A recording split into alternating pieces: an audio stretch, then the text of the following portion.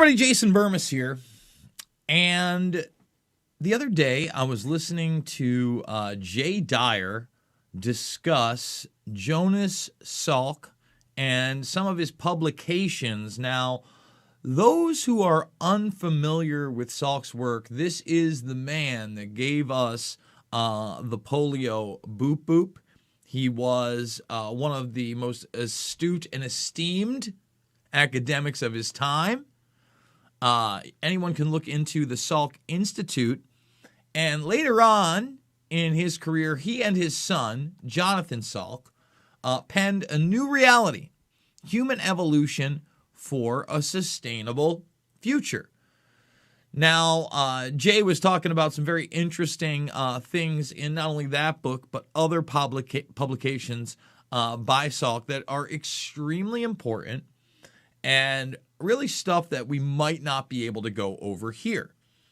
But what I wanted to do was something different. I didn't want to rehash someone else's research. Instead, I wanted to look and see if I could find something a little bit more modernized. And what I came across was Jonathan Salk, Jonas's son, giving a speech about the future of human evolution, right? This same book that's now been turned into like this PowerPoint presentation. And you can find a 42-page like PDF or PowerPoint version of this as well that he must have toured around several places in the country and maybe even the world, I'm not familiar, where he was giving a speech, basically talking about this sustainability of humanity. What's humane? Epic A and Epic B populations. And to me, a lot of this really is based in pseudoscience and models that we've only seen in very regulated conditions among animals, mostly mice and rats. Okay, and they're always talking about population growth and curves. So you have this, it's in front of Google, it's in 2019. I think about a year before everything pop-a-lops off into the odd pseudo-reality we all live under. And it's about a 22-minute speech. We're going to highlight, I think, from about 10 minutes to 17, 18 minutes, I think. I don't think we're going to go beyond that, but I'm not sure. We're going to play that along. And we're also going to go over other articles that I discussed on my walk and talk that, to me, really coincide with this total control, total takeover, fourth industrial revolution, transhumanist agenda wrapped in an idea that we need to save the planet. And that's the thing about Salk. He makes it very clear early on that this is really the big challenge isn't so much medicine, right? Or boop boops, if you will, or any of that. It's climate change. It's always climate change. And everything that he's pushing is pushing us into collectivism. So thumbs this video up, subscribe, share. I do want to remind everybody to make that free Rockfin account. That's where we're going to be going over some other articles here that we haven't been able to go over. We're going to be playing this clip. This was sent to me by somebody out of Canada. And again, I don't want to, I don't want to get into any of this stuff because I don't want my channel getting taken down. I do want to talk about this big court win, okay, from a few weeks back, actually in New York and Rochester. I want to talk about this headline. Oh, look at that. How about that? And then this is what they're pushing in Michigan. But none of that stuff gets talked about on the YouTube. Instead, what we're going to do is we're going to go over to Salk right here, and we're going to start playing some of this. So that in Epic A, it's totally appropriate and advantageous to compete. Those who competed the best, wielded the most power, were the most independent, were the ones who succeeded. This is true on national level, on corporate level, and on individual level. In the very different conditions of Epic B, however, what's going to help us survive both individually and as a group and as a species is actually increased reliance on collaboration, interdependence, and reaching consensus. So let's stop that right there. The other thing that really struck me about this is talking about a new economic system based on morality and those type of decisions. And here's the thing, it's that same social credit score system that will be selectively enforced. Again, like they tell you you'll own nothing. Well, someone will own something. And do you think those people at the top in the predator class are going to be held to the moral standards you are? Right? And notice, like, you see the growth, but they want to say, well, that growth's going to stop. And, you know, if we don't want to collapse, we need more collaboration, interdependence, and consensus. Consensus, right? Collectivism. Doesn't matter what's right or what's true or how much you put in or how much you worked, right? No, no, no, no, no. The simplest and most dramatic example of this is dealing with climate change. This is not a problem that's going to go away if we're each competing with the other for the remaining resources. If we're going to solve this problem, and it's one that is huge, it's going to be through interdependence and collaboration among people all over the world. The Paris Accords were an example of this. 200 countries, more than 200 countries signing on to the same agreement, something that has never happened before. Yeah, an agreement that nobody actually had to go by that would just set up a system of carbon trading and oppression for normal people. And nation states that didn't want to go along with it didn't have to. And it's a pay-for-play scheme that just puts money into a system. Right? Okay, and that was one of the good things that Trump did, was get us out of that. It's one of the things I actually praised him for. Of course, this is one of the things that Salk is going to push. Why is it that these people that are so obsessed with boop boops and population control, right, and climate, they're all into the same thing. It's all the same ecosphere because it's about control. Control. And that's what's necessary. I'll leave aside the asterisk that we've, as a country, have withdrawn from those accords, and I hope that we'll be able to correct that soon. Don't worry, they put a zombie in that immediately put us back in there. Epic A, a time of persistent expansion. Epic B, a time of dynamic equilibrium. But it's important to say it won't be a stagnant equilibrium. There will continue to be developments in technology and the quality of human life and in human endeavor. Yeah, for the elitists. Again, they'll roll out certain parts of technology that unfortunately are no longer empowering you and I, but enslaving us. Last in this series of slides is a more philosophical concept, one that ranges across a lot of things, but especially conflict resolution. Epic A being a time of either or. What accrues to me is a loss to you, and what accrues to you is a loss to you. There will really be a kind of paradigm shift in adapting to the state of slowing growth and equilibrium to both and either or thinking and solutions. Now, this is not going to happen without a great deal of conflict. If you think about it, this is a sea change in so many aspects of our lives. So let's just stop. This is where he talks about basically that people are going to resist this. And at one point, he says, you know, if too many people resist it, instead of just like that drop off, there some catastrophic event, and basically a large part of humanity is just wiped off the planet. So that's the big warning. The people that are resisting this are dooming the rest of us. So we'll talk about that. I want to just take a side trip for a second and explain how this change may happen from generation to generation. When we first wrote this book, I thought this kind of change is going to happen over multiple generations as a slow evolutionary process. But as I began thinking about it, as I was working on the book this second time around, I realized that actually it's happening much faster than I thought. And I realized that my kids are growing up in a different environment from what I grew up in. Absolutely, 100%. Right? And he keeps talking about these points of inflection, and all of them are acting like, we're going to get to 11 billion and that's where it's going to taper off. Like, at least that's his prediction up there. Okay, but again, there's one point where he shows you the mega drop off if people are bad and resist. So this shows 3 generations mapped against where they fall in the sigmoid curve. The Depression generation, my parents' generation, was born and essentially lived out most of their lives under epic A conditions. My generation, the baby boom generation, we were born in epic A conditions. I was born in 1950. The sky was the limit. Anything could be done.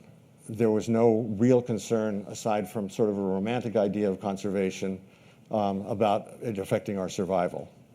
So, but halfway through our lives, that began to change. In the 60s and 70s, the whole concept of there being limits, limited resources, the effects of pollution, all of that kind of exploded. And around the time we passed the inflection point, and so we lived out our other half of our lives under epic B conditions, which parenthetically I think explains some of the, I don't know what to call it, the schizophrenia of my generation, the conflicts, the ways that we screwed up. We had great ideals, and then we all sort of began operating in a selfish way. This idea, I mean, the romanticization of the boomer generation. Look, this was the generation of which an out-of-control military-industrial complex colluded, okay, with private business to start. The military-industrial complex was born. That's it. Eisenhower described it. And it was a spiritual battle. These bastards failed. And this whole eco movement has been completely co-opted. He talked about pollution. When do we ever talk about pollution anymore? All I ever hear about is, climate change. We're kind of a hybrid generation. The millennial generation, which includes many or most of you, and my children, grew up in an entirely different situation. From the very time my children were born, they understood that the world had limited resources. So again, he's talking about basically indoctrination here. I want to say this. When they say the world has limited resources, that's kind of false. Yeah, sure, you could keep stacking and stacking and stacking and stacking, but we throw away a ton of our food. There is more than enough land and resources to feed, clothe, and house every single human being on the planet easily, many times over. There are technologies now in the way of non-traditional farming that could empower humanity. But again, he's going to talk about really what's social conditioning and social engineering here. They understood about recycling. They now understand about climate change. And they actually understand in ways, I think, that's different from previous generations about collaborating and working together and dealing with diversity. Like, diversity is just a buzzword of bullshit, Jonathan. Let's be honest.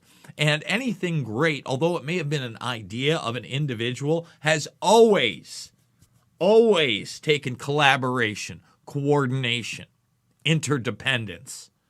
All this stuff is masked in a falsehood where they get to regulate and control your life. That's what this is.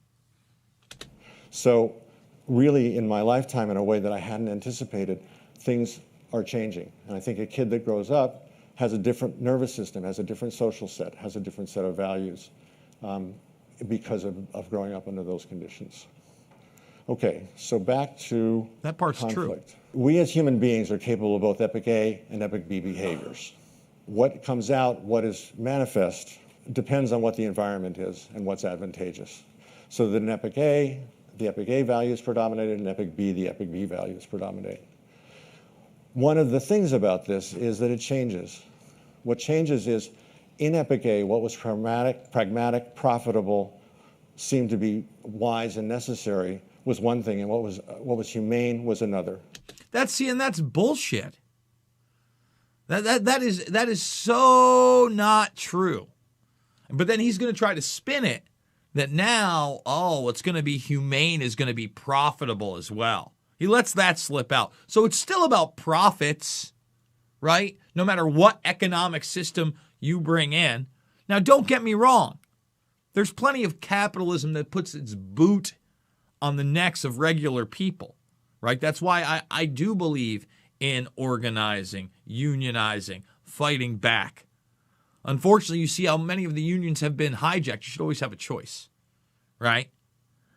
And you see the collusion of these larger corporations, not only with each other, but with government itself.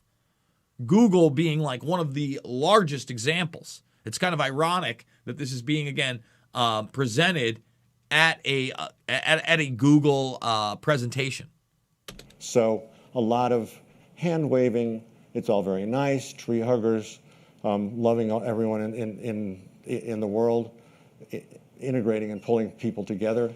But those just weren't seen as practical.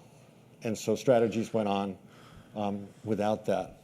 In the very different conditions of Epic B, it actually turns out happily that what's humane and what's right for people's well-being is also what's pragmatic. It's what's going to probably make profits. It's also what's going to be right for our survival.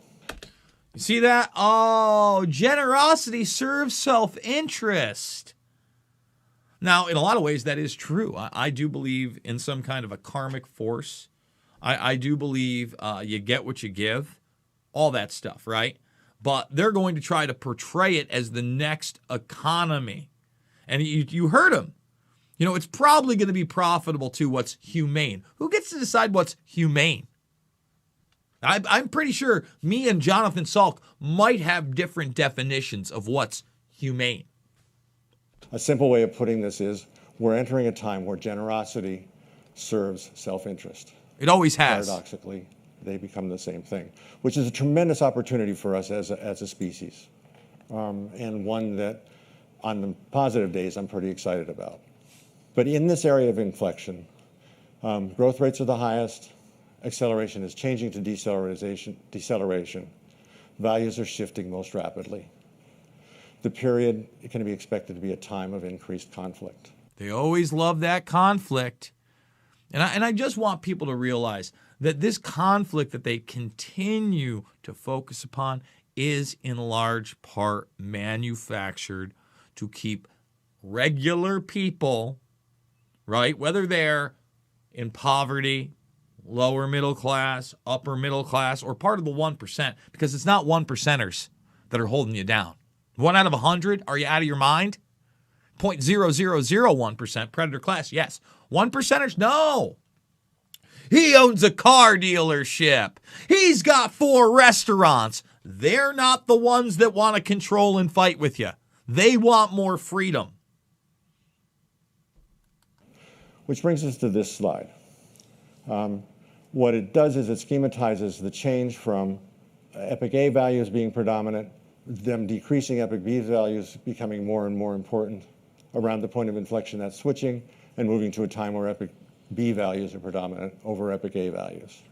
Now, what's useful to me about this slide is you look at this, and I realize a lot of things begin to make sense. One thing that makes sense is why we see such polarization and why we're divided into kind of 2 groups of opinions and different strategies for the future. Again, this idea that there's only 2 groups is also a false narrative that they continually want you to believe in. Okay? It's Coke or Pepsi, it's red or blue, it's Democrat, it's Republican, it's conservative, it's liberal. No, no, no, no, no. No, no, no, no, no, no, no. This is a globalist ideal set of control. Okay, this is New World Order agenda repackaged trash. This is a time of tremendous uncertainty. And what I actually come to understand is, in the face of that uncertainty, vast numbers of people, millions of people are saying, whoa, wait a minute, I don't know what the hell is going to happen. Let's go back to what worked before. Let's go back to isolationism. Let's go back to either or thinking. Let's go back to being as independent as possible. In other words, either or thinking, and that's key. Independence. Either or are choices from different voices, right? That conflict with one another, and then you have a choice as an individual. They want the opposite of that. Just like Eric Schmidt tells you he wants one answer. Well, what happens when that answer is not true? Or it only benefits those at the top at the predator class level? And they act like he's going to start getting into fossil fuels and all this other stuff. They act like somebody like me, right, doesn't want advancements in technology. No, I do. I want to see all the advancements that you have in propulsion systems and energy that you've had underground for years. I do want to see those, actually. Okay? I'm not somebody that's a Luddite, but I don't want technology that is going to empower a certain class and bring us in to the new technological dark ages. And saying, looking out for us and not them. Let's go back to fossil fuels. I can actually understand this, and I think it's something that we all need to be sensitive to in the part of this change. It's a very human reaction to that uncertainty. But at the same time, what we've got is a vast swath of people who are not looking at it like that. And I, in my optimistic days, think soon to be reaching a critical mass of people like yourselves, many of you, who are saying, let's go forward. We don't know what this is going to look like, but we do know what it's going to look like. You're laying it out for us. It's total control. It's collectivism. It's not individualism. It's not choice. It's not dissent. It's not challenge. I mean, again, when they start putting out reports telling you the world needs the equivalent to, lockdowns every 2 years to meet the Paris carbon emission goals, and this guy's telling you that's the best thing since breakfast, what do you think's happening? Humane. It's humane. What do you think a UBI is? And eventually he does get into, fourth industrial revolution stuff. We know what basic values we have to work out. Let's work out all the details of it. But let's go forward and adapting to the future rather than the past. So this conflict is what's getting played out worldwide at this point. The conflict between Epic A thought and Epic B thought. And my hope, I will confess, is that while we've seen a rise in populism, a certain kind of populism, over the past 5-10 years, that what we're seeing is basically the last gasp of those Epic A values. The last gasp of individualism, of choice, of freedom. And this guy's happy about it. And he's talking to a bunch of Google employees that are out there on this choo-choo sensor train. And that's why we can't talk about and play the other video I want to play here. And we're going to have to move it over to Rockfin after we get done with Salk. By the way, we don't even have close to 100 thumbs, over 200 watching. Let's get them up. And then we'll soon be evolving out of that. It's not assured, but it's a possibility. If you look at things just in the short term, from day to day, week to week, month to month, even decade to decade, things look chaotic. This is what the world looks like for me every morning when I get up and read the paper or listen to the news. It's just like, oh my God, what's going to happen? And I just have no idea. However, if with the use of the curve, standing back and looking at the long term, it begins to make a little more sense. And rather than being a time of blooming, buzzing confusion, this is a time of an almost expected and predictable time of conflict and uncertainty. But it's part of a natural evolutionary or developmental process. Oh. And there's a way out. Oh, there's a way out. Oh, thank you. What's the way out, Jonathan? It indicates a direction. This I leave in, sometimes I take it out, but I leave it in because I also wake up every morning and realize this is all too possible. So let me stop it here. You notice that in this graph, there's just a line, and he doesn't even have like the population thing there. And you notice he even says that he doesn't even bring this up in certain groups. I want you to think about that real quick. Because this is it. This is where he says, you know what? If people don't behave, if people continue to act the way I just said, individualistic, wanting choice, wanting freedom, really. He doesn't say the freedom word, but you think about it. Well, it looks like we could just have a catastrophic event. And it looks like, again, if you look at where, let me get on the other side, where that ends up right there, depending on what you think this graph is, we're talking about 1 or 2 billion people. So tell us about it, Jonathan.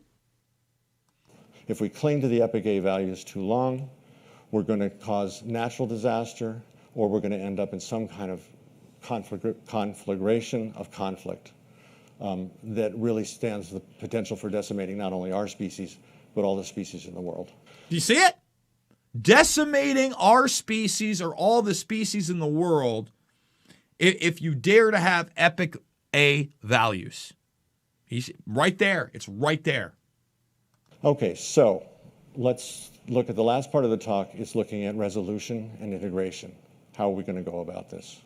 Spoiler alert, I'm painting this in broad in broad things. I'm not making policy change, but let's look and see what we can think about and begin in this process. So in this critical period, we're responsible for getting our species and guiding our species to a new equilibrium. They're guiding the species. Oh, thank you so much.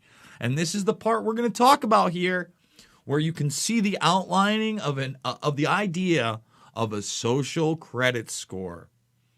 The economy is really going to be about your well-being. Because again, they care so much about your mental and physical health, right? The people at the top care so much about you and your family's physical and mental health that they're going to put it into an economic system.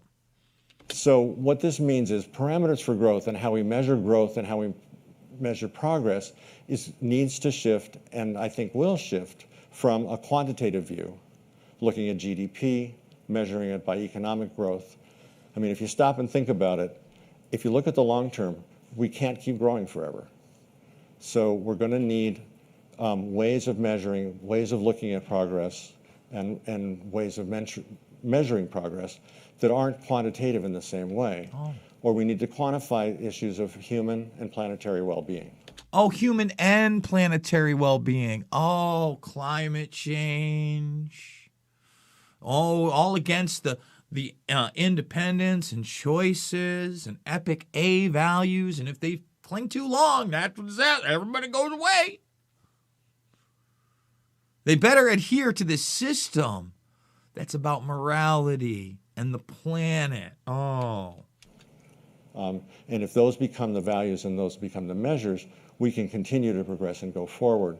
But it requires a huge shift in systemic thinking and individual thinking. Energy transitions, this is kind of an easy one. Lovely to hear about the zero carbon situation with Google. And by the way, Amazon, Google, Amazon's doing commercials about it. Zero carbon. We're going to get to zero carbon. I want people to understand that is impossible without human life. With any kind, not just human life, mammalian life on the planet. That zero carbon is not a possibility, no matter what kind of offsets they want to talk about. And remember, Bill Gates, we played the clip, said planting trees is not enough of an offset anymore because the soil's so bad. Meanwhile, he's the largest farm owner in the United States. Okay, so this guy, again, an Epic B, is on that zero carbon train. Of course, you had to know that if you know what the climate Paris Accords are really about. It's about control, control, control. And this is it. Still not 100 thumbs, guys. I mean, where else are you going to see Jonathan Salk talk about this unless you're either working for Google or researching the subject like I did? Let's continue.